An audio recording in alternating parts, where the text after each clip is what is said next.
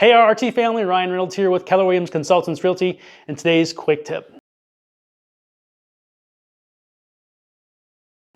So today's quick tip has to do with your sump pump that's in the basement. It's one of the most important pieces of equipment in your house because it keeps everything in your basement safe by ejecting excess groundwater and keeping your basement dry. Now, if this fails, you can have big problems, so it's important to check it at least once a month. Here are the 3 things that you should do to check your sump pump. Number 1, make sure the pump itself is actually working. The way you do that would be through 2 ways. One is you could just sit in the basement and wait for the pump to kick on naturally. And that might take some time depending on how much rain we've had. The easier way to do that would be either take a big 5-gallon bucket of water and dump it into your sump, or you can trick it to think that there's water there by lifting up on the float mechanism that's actually in the pit. In any of those cases, you should hear the pump come on and water be ejected outside.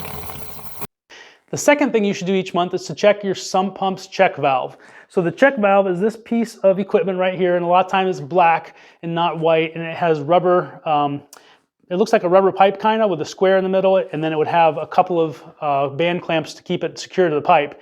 But check to make sure that's not leaking. I've seen a lot of times where people have that leak and then it ruins something that's finished very near it. So it's important to check that out too. Now the last thing you should check every month is actually not in your basement at all, it's outside. And that's where your sump pump is pumping the water to. Now if something happens and your sump pump gets disconnected outside where the water is supposed to go, it can cause a situation where the water is recirculating around, and it's going to probably damage your basement, but it could definitely cause you some extra power usage you don't want to pay for. So make sure that the pipe coming out of the house goes into something that away. So those are the 3 things that you should be doing every month to make sure your basement stays nice and dry. Have a great day. That's today's quick tip. And as always, the Ryan Reynolds team, unlimited opportunities and exceptional experiences.